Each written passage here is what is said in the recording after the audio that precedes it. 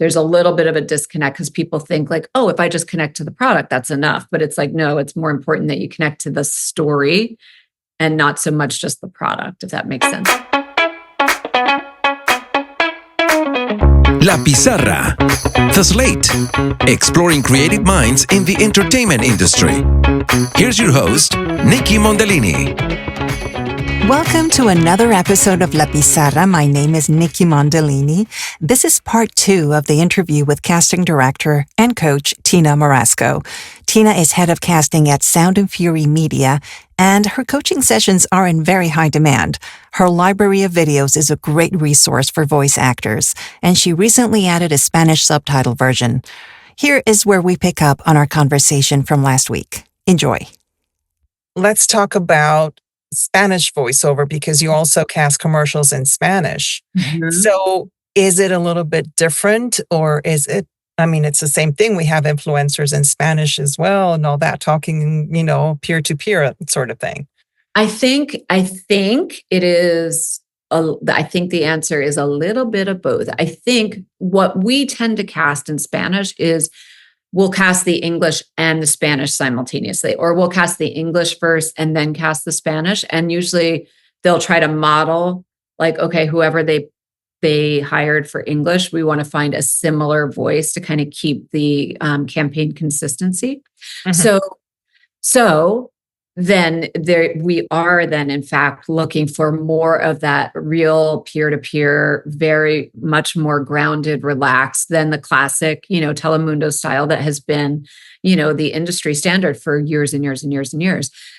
That said, I still do think that, I recognize that I am not part of the Latinx community, but I do think as a culture, there is a little bit more, there is a natural brightness and enthusiasm and warmth to the culture that is slightly different than the US, general market. So I think there's still always going to be just a little bit of extra energy, but what the clients are trying to match is the sort of grounded realness of, of whatever we cast in the US. Oh, okay. Okay. So it's kind of a little bit of both. It's like trying to be as grounded as you can be, but with the authenticity of what your true energy and, the way you would genuinely relate in that culture, right? It's like, we don't take the warmth and the joy and the exuberance out of it because that is authentic, It is definitely. And Latin communities, and it depends also on the country and also on the part of the country that they're going to be a lot more effusive, a lot more bubbly or grounded. And also it depends a lot on social status as well. Yeah. So I can say that like for the most part, when we're casting, it is really trying to match the energy of the US spot. And that's where I hear the discrepancy, and which is why I did translate the library into Spanish, because I feel like that is still a pretty big disconnect when we're casting. There are a lot of Latin talent that really work a ton in the US, and so they're completely dropped into that style. But then there are a lot of people that are still kind of like really, really doing the more polished, the more presentational style.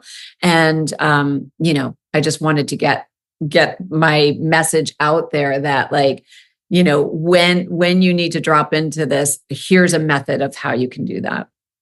And so what prompted you to start the library, also like in English in the first place? Is it for things that you were seeing that we were missing, voice actors that we were missing, or a few little pet peeves that you have? To be honest, it was this. It was every time I coach somebody and they're like, oh, why can't I just have you right here for every audition? It was truly an answer to that. And, with my limited time, I only have time to coach actors twice a day before I start casting. So I was like, how can I get this information to as many actors as possible? And that was really the incentive. And then I started writing. the lessons.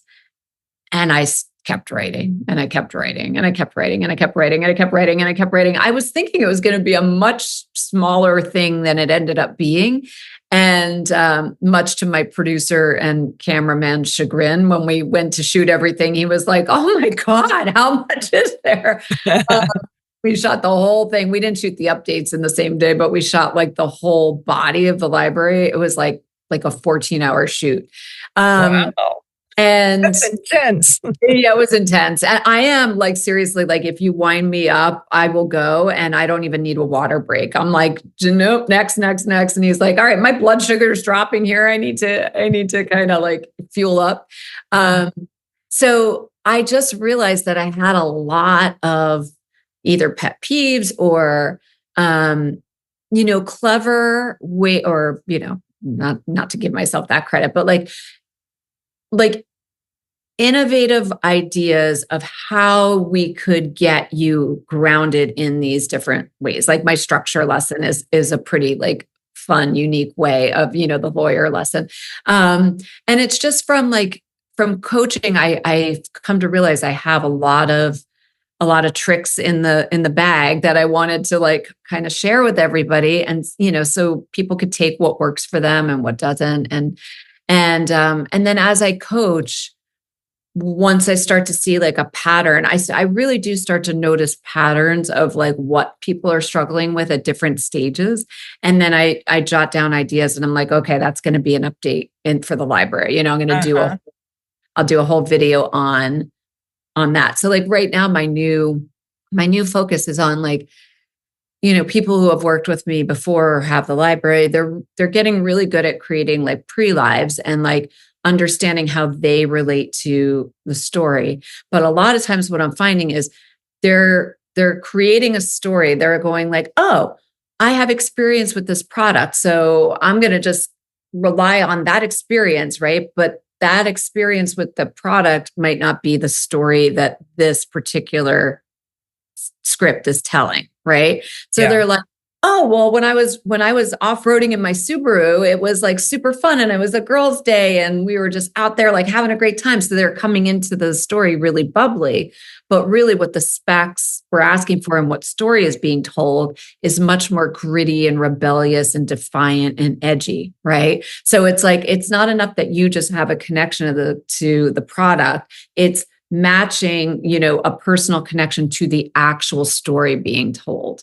And so that's my latest, like, okay, there's a little bit of a disconnect because people think like, oh, if I just connect to the product, that's enough. But it's like, no, it's more important that you connect to the story and not so much just the product, if that makes sense. So I come up with like, ideas of, different videos, and then I jot them down. And when I get like 6 or 7, then I do another shoot and then, update the library.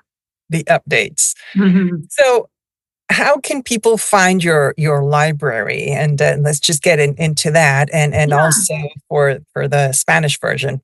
Yes. So it's all on my website, which I'm sure you will put on the screen. It's just tinamorascocoaching.com. And there, the English version is just called The Library. The Spanish version, it's translated into Spanish. And it's not me speaking Spanish. It's subtitled in Spanish. Yeah. But I took, as you know, because you also were such a great sounding board for me, I really took great pains in making sure the translation was as accurate as possible. It was translated by one of my best friends who I went to graduate school with, who grew up in Panama, but one parent is from Spain. I forget where her dad is from, but like she grew up so she can discern every regionalism, every accent from every different, Spanish speaking country. And she would call me like 3 a.m. She's like, okay, T, this joke does not translate.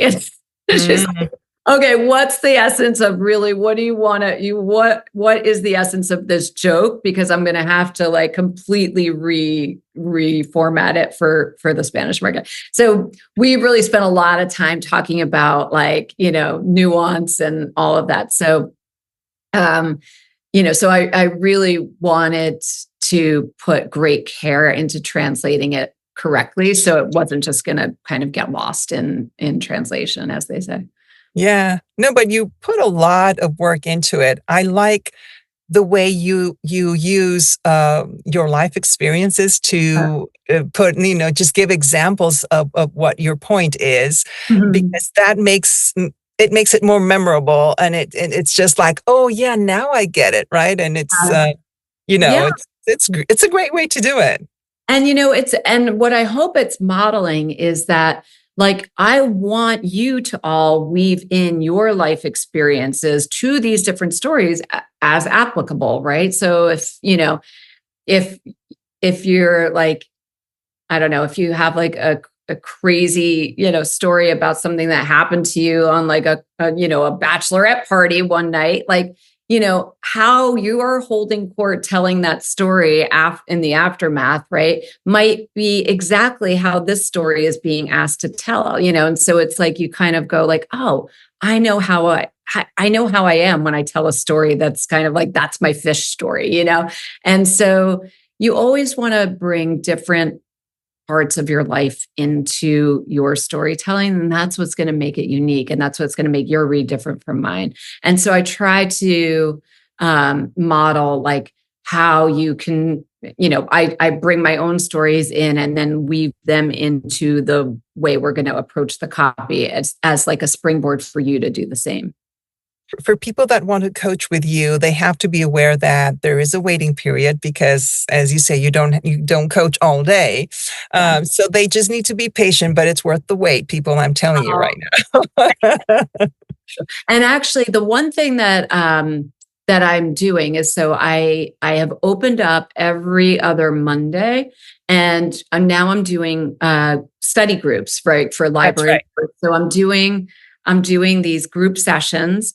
So 10 people can work at a time, and then an unlimited amount of auditors can watch. And I say this all the time, there's so much value in auditing because you're not on the hot seat. You can just observe everyone else's process. You can soak in all of that learning and kind of parallel process it all along the way. It's really invaluable. But so I'm going to be doing like probably 3 groups a month, 1 on a weekend and 2 on every other Monday, to try to get more access to more talent.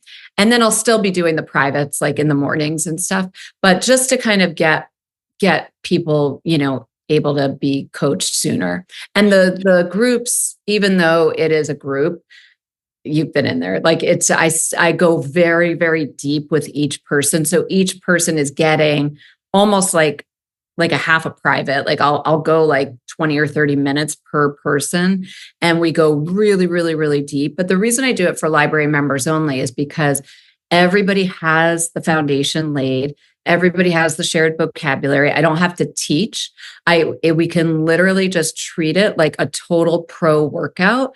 And the level of work that has come out of those has been so inspiring and like off the charts. And I feel like everybody's energy and the way people hold space for each other is elevating everybody's game. It's like, it like honestly like chokes me up because it's just so beautiful to watch. Like everybody encouraging everybody else. And then the work just getting so nurtured and just becoming like, really powerful.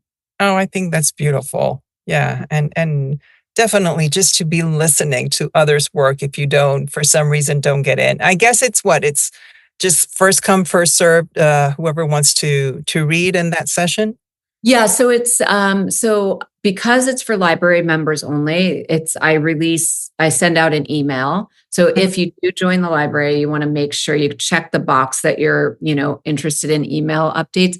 I do not send a lot of emails. I send like maybe one every 3 months or something. And I announce all the dates. And then from that email, you can click on it. And the first 10 people who click on the link get to be a player, and then everybody else can join as an auditor. Oh, okay. But now that I have several dates through the end of the year, there's a lot of opportunities. So, yeah. And also, would you listen to people doing Spanish work there in the library? Have you had that happen?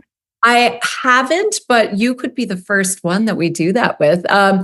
The thing is, like, full disclosure, I'm not fluent in Spanish. So when I'm casting Spanish, we bring in my same friend who does all the translation. She's our Spanish creative director. She does the initial quick, like, hey, these people are speaking, native, neutral Spanish. These are really good, but they have a little bit of an Argentinian. These are really good, but they have a little bit, and let me decide like what the client said they wanted. Or these people kind of feel like they grew up in a Spanish speaking household, but in the US, so they have a little bit more of an American accent. And then from there, I have the ones that she kind of deemed as like neutral Spanish or whatever. And then when I'm casting, I'm really listening. I speak enough Spanish and I also know what the script is, right? So I speak enough Spanish, but I'm really listening. It's almost, in a way, not having the words like as readily accessible as I have them in English, right? Now I'm really hearing connection. I'm really hearing emotion. I'm hearing connection. I'm hearing nuance. I'm hearing subtlety. And, it's like acting is about so much more than the words. It's about like the depth of the connection and stuff. And I really think that, like, having the words out of the way almost makes my Spanish casting even better. That said, if I'm working with somebody one-on-one who doesn't speak English, who only speaks Spanish, that might be a barrier. So I just want to be really upfront about that. But if the person is bilingual, then yeah, no problem. We can work in English and Spanish, in one of those sessions. Yes. Oh, perfect. Oh, well, that's very good to know. I didn't think of that, but it's really interesting to hear you say how not understanding the words, it's like your brain goes into a different mode and now you're perceiving the energy in a different way. And I think that's very true. It happens to me when I watch films like in, I don't know, Russian, or Polish. And you could definitely see that. I've seen plays also in other languages that I don't speak, and I'm like, okay, yes, I'm feeling that. You can feel the drama, the connection. I mean, you can still see expressions or just hear nuances about, yeah, this is drawing me in, or no, I think that person's not, like a little bit disconnected. I mean, you can tell the difference. Right. And the thing is, in English, sometimes people, I call it a good conversational fake out, right? They can make it sound really good, but there's no connection there. But sometimes if it sounds really good, you kind of, and I don't mean sounds really good like it's polished, but like sounds really like, yeah, I'm just laid back and I'm casual and I'm just having this conversation. You're like, oh, that kind of sounds really relaxed and casual, but I just do not feel like I understand what you're saying and why, right? Spanish, I'm going to be able to clock that in Spanish because, like, it's not the words that are getting me. It's the connection. Yeah. Oh yeah, absolutely. And now let's talk about obstacles that you've found along the way in your career. Like, what is it? It's something that it's been a little bit hard to overcome, but that you've learned a lot from it. I will tell you, and it's going to like dovetail perfectly into the library. The obstacle that I had a hard time overcoming was the being too polished and being very announcery. And my energy is very bright and very like hand it to you on a silver platter, right? And for the entire decade of the early 2000s into like probably 2015, I did great in commercials because that's exactly what they were back then, Yep. And there were all of these different stylized reads, right? So we had the luxury car read and the warm healthcare read and the delicious food read and all those different styles, right? And so half the time I wouldn't even know what I was saying. I would just slap whatever style was onto my voice and go on autopilot and I would end up booking the job, right? So I was rewarded for that terrible behavior. But we all were. It was like, that's what voiceover was back then. And then once I started narrating, I narrate the HGTV show, Love It or List It. Once I started doing a ton of narration every week, that really bouncy narrative style started bleeding into my commercial auditions. And it became a huge obstacle. Like starting in like 2015, all of a sudden my commercial, bookings went way, way, way, way, way down. And my agents were like, I think it's like all this narration that you're doing is kind of like creeping in. You got to find a way to get out of it. And I really, really, really struggled to get out of that polished announcery read. And I'll tell you a really quick anecdote. This just happened like maybe a month or two ago. Creative director friend of mine was in a bind. She was like, I need a scratch track stat. Can you go in the booth and record something for me? And I was like, yeah, of course. It was literally 2 lines. Okay. I didn't ask. She was in such a hurry. I was in such a hurry. So I didn't ask her what the context was. I didn't see the film. I had no idea. She's like, just give me like a couple takes, like 3 in a row. And the lines were, I'll leave the product name out, but with LG electric products and appliances, when you switch to LG electric products and appliances, the results pretty much speak for themselves. That was the whole script, right? And so I was in such a hurry. This was literally a month ago, after I've created the whole library, after I coached authenticity and truth and connection to the story every single solitary day. And I go into the booth and I'm in a hurry and I start to do it. And my default is announcery. So I wasn't thinking of anything. I had no connection to any story. And I just started doing it. And it came out like this. It was like, when you switch to LG electric products and appliances, the results pretty much speak for themselves. And I was like, what are you doing? You can't do that. It's so announcery. It's so like affected and like, and that was sort of my default. And so I had to practice what I preached. And I was like, okay, she doesn't have time for me to ask her to send me the video or whatever. So I just have to make something up. So what I did was I made up a completely imaginary scene. I pictured like some guy who would be a very unlikely guy to be like cooking in the kitchen and like having this, gourmet meal, emerging from his work. And I just pictured him. It was very, very clear to me what he looked like. I had a very vivid image, and he's like, a white t-shirt, and he's got this sweat stains and whatever, but he's like happy in the kitchen. And I just pictured him. And then I pictured like a split screen to him serving a date this candlelight dinner, and, and her being like, ooh la la, sir, and him being all dressed at the end. So I just picked, that's like the first thing that just popped into my brain. And this was like instantaneous because I had no time. She needed it. Right. And the second I pictured that, and I just imagined I'm seeing this guy cooking, and I'm like, yeah, when you switch to LG electric products and appliances, the results pretty much speak for themselves. And then all of the polish went out of it. And she was like, oh my God, that's it. That's exactly what I needed. It's perfect. Right. But when I don't do the work, I come upon the obstacle the same way everybody else does. It doesn't go away. It doesn't go away. That is sort of like, that is the autopilot. That is sort of like the default autopilot that we all get into. And the antidote to it is to engage the brain, is to engage the imagination and create the connection. And then this won't kick in.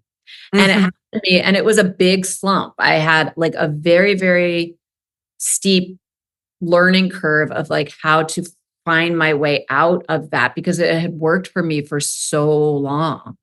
And, and that's also another reason why I created the library, because I want to save people from falling into the hole that I was in for such a long time. It happens, but it's like those habits are hard to break because, as you say, that's what was booking. That was your default. And so, I feel like a lot of us have to struggle with those things and in some measure.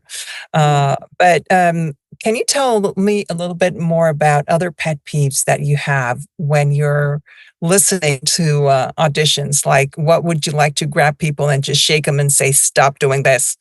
Yes, not following directions, because we take such care to say exactly how many takes. Oh, here's the biggest pet peeve. When we put a pronunciation reference link on the script that all you have to do is click on it, and then you still pronounce the word wrong, especially if it's the product name. And it makes me even madder when the rest of the read is so good, because then I have to, because then if I want to really do my job, then I have to reach out to your agent and be like, oh my gosh, I love this read, but I cannot put it through when they're mispronouncing the product name. Can they pick it up? But you know how many times, like if I have to do that over and over and over when I'm casting 8 roles in a day, it's mad. Crazy. Yeah. Yeah. And then you have to wait for them to get back in their booth and do it. And if they're out, whatever. So that would be number one. Just really the basics of just like really reading. Like if we take the time to write it, please take the time to read it and put a little bit of extra effort into your pregame, right? Don't just jump in and start opening your mouth and just reading, right? Really read, okay, how many takes do they want? What version of me is being asked to tell this story? What is the story? Who can I imagine I'm talking to? And what can I imagine that person said that forces me to respond with this particular story in a way that feels real and engaged and authentic? And if you spend that time with the script before you open your mouth, it will save you so much time. It'll save you from doing, like I say, 73 takes that all sound identical. And then you're having to go through all 73 and be like, they all sound the same to me, because they are, because there's no difference. There's no difference in what you were connected to. But if you are very thoughtful about it before you open your mouth and you connect to it, then you can just probably do the 2 takes or the 3 takes that are being asked for and be done. Exactly. So it's like a little bit more forethought will save you hours of frustration on the back end. Yeah, for sure. And sometimes if you are, planning to do 10 auditions or 15, one after the other, where you're like, okay, I'm just going to knock these out, whatever, you run the risk of going into your default. So yeah. It's the churn and burn. So it's like, and I'm telling you, the process doesn't have to take even 5 minutes. It can take a minute or 2 minutes of just really reading and being present with each one. So if you're adding an extra 2 minutes to your 15, that's an extra 30 minutes you're in the booth. It's really not going to, add a tremendous amount of time, but it really will have a massive impact on the work you're putting forward, because you could churn it out really quickly and just be like, I just got to get these out. But then you're really wasting your time, because it's just going to be kind of general and get lost in the sea of sameness. Yeah, exactly. How much we've talked about that you said, okay, sometimes I can hear a dog barking in the background or an ambulance or something, but how much would be the opposite, like too clean, too polished, or too perfect, that you can also not use it because it just doesn't sound natural? So that's are okay, or yes, breaths are okay. So I think there are 2 kinds of breaths, right? There's the breath that you take that's a biological need to keep yourself alive. And then there's the breath that's connected to the thought, right? I think you can cut the first breaths. The breaths that you take a big gasp of air so you can get through a big paragraph, you can cut that breath out. But the breaths that are connected to the thought, like if you and I are talking and I'm like, oh, the other thing, and there is a breath in the way I said the O, you want to keep that, because that's part of the thought bridge, right? That's part of how I'm hearing the synapses connect. So the thing is, with everybody really investing in their booths, which is amazing for me as a casting director, because I get to listen to good, clean sound most of the time, you want to be careful that you don't fall into the trap of, because you have this gorgeous mic and you have headphones on, it's so tempting to really lean in and like massage your voice to make it sound really pretty. You want to keep your performance pulled back and real. So you want to sit back and probably like pull your mic to you, because if you start doing this and you start really leaning in and you start making it sound really pretty, it's going to sound polished, right? But if you pull back and you just let the mic do the work that you've hired it to do, and just trust that that mic is going to get every nuance and detail without you kind of getting in and getting real close on it. That's what we're listening for. So like good, clean sound quality, but you not like working that sound quality, and then not over processing, not, not putting like the sweetener and the stacks and all of that. Like you want to normalize it. You want to keep it so it's nice and full, the sound. But you don't want to like process it so it sounds like it's just like hot and like in your face. Yeah, for sure. Okay. Well, we're definitely going to take note of all of that and try to apply that and not be too exaggerated. But let me just say, like the way you're sitting and the proximity of your mic, like that would be perfect, because that we're having a real conversation, right? Yeah. If you suddenly like pulled the mic into you and you started talking like this, then it's going to sound radio, So exactly. So this is like what you're modeling is a perfect example of like, that mic is going to be powerful enough to pick up exactly, every little detail that you're putting into it. And you don't have to, you have to eat it. And it doesn't need to be too loud either, right? No, we want it to be just like natural conversation. Yeah, exactly. No, I mean, after you record, like, okay, I'm just going to pull the volume, just make the volume a little bit brighter so that it can stand out from all the other auditions. No, you don't, it's that middle ground. It's that sweet spot. You want it to be nice, full waveforms, not like peaking, like, and not like super thick that it's going hot, top to bottom, like full, just like nice in the middle, like a nice normalized file. Yeah, exactly. Is there anything else that would be a pet peeve of yours? Honestly, it's the pronunciation thing, the not reading directions, and then, kind of like still holding on to, the stylized thing that I just talked about. The other thing that I think that I also touched on a little bit is that conversational fake out that I'm talking about. Like, I feel like everybody's trying to cultivate this conversational sound, but then what you're doing is you're just creating another fake stylized read, right? There's a difference between sounding conversational and actually having the conversation. When you actually are having a conversation, there's connection to the other person. You know what you're saying and why you're saying it, and you have an intention, right? A conversational sound would be like, yeah, there's connection to the other person, and you know what you're saying and why you're saying it, and you have an intention, right? Do you hear how like that it just is void of all meaning. It's void of engagement, right? So I think that's my other thing is like people just kind of like sitting back on their voice and just kind of like talking like this and thinking that's enough and having no idea what they're actually saying. That's not it. That's not it. That's not what's booking. It's the engagement, it's the connection, it's the actually having the conversation, not sounding like you're having a conversation. Yes, for sure.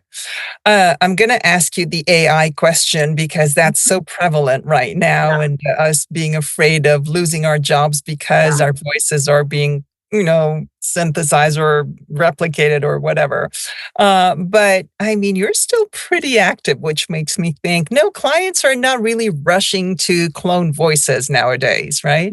Oh, and I think the really good news in commercials is that all we hear from our clients every single day is more human, more connection, more real, and more spontaneity, more spontaneous. So it's exactly what I was just demonstrating, right?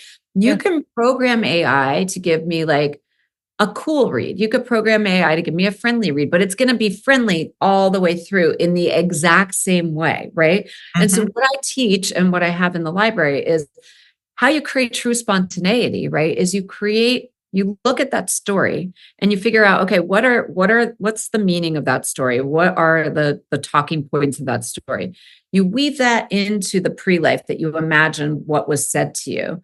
And that way, when you get to some of those talking points, you're like, oh, like the prodigy example, right? It's like you have those light bulb moments and then you make those connections. And that's how that's how we talk in real life. We have these spontaneous callback moments. We have these like, I might know like, oh my gosh, you just lost power, right? So like if I'm talking about something and I'm like, oh my gosh, my internet just went out, right? I'm saying it to you in a way that like, there's already a pre-established understanding that I know that you just lost power because of the hurricane, right? So that's a uniquely human thing, right? And the way we change our energy in the middle of a conversation is uniquely human and cannot, at least so far, knock on wood, be pre-programmed by AI to replicate because it's so human. So like, I might be talking to you like this, and then all of a sudden I'm like, oh my gosh, I totally forgot to tell you, blah, blah, blah, blah, blah, and that's human. And that's what clients are asking for, right? So I think we're safe because of that. I also think we're safe because I know like a lot of e-learning has gotten, kind of hacked by AI and stuff. And then I've seen a lot of people posting that the clients are course correcting because they're noticing that like e-learning videos are losing engagement when they're using AI. That the people that they're teaching these what really important skills to are disengaging because because of the monotony of the AI voice, right? So it's coming back to actors doing them. So I do think I'm pretty optimistic that we're going to be okay. I think, there's always going to be that sort of period of time where people experiment, where clients experiment and see if they can cut corners and save.